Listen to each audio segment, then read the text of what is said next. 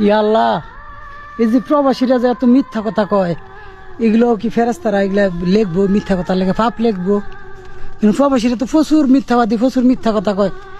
দেশের তে ফোন দিলে যে কি বালামন্দ খাইছে নি, গুস্ত মুস্ত, কয় হ গুস্ত খাইছি, কিন্তু একটা শুকনো মরিচ ডলা দেয়া খাইয়া উঠে আবার কয় তুমি কি সুস্থ নি, শরীরটা তোমার বালানি, অসুস্থ হয়ে 3 দিন ধরে জ্বরে কাঁপতাছে, আমি পুরা সুস্থ, আমি ভালো আছি। এই যে এরকম হাজার হাজার হাজার হাজার হাজার হাজার মিশা কথা কয়, পরে এই থেকে পাপ লেখবা আল্লাহ তুমি। আরো আছে এরা কিন্তু মনে করো যে এই যে প্রবাসী ভাই যে এই মিশা কথা কয় কি লিগে জানো? তুমি তো সবই জানো, তারপরেও কিছু মানুষ জানে না, তা করে লাগে একটু উদ্দেশ্য কই।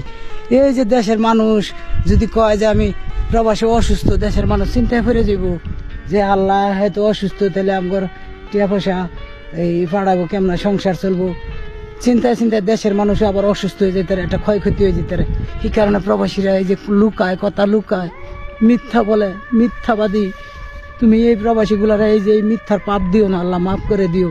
এই মিথ্যাগুলো বাধ্য হয়ে কয় আল্লাহ তুমি তো সবই বুঝো।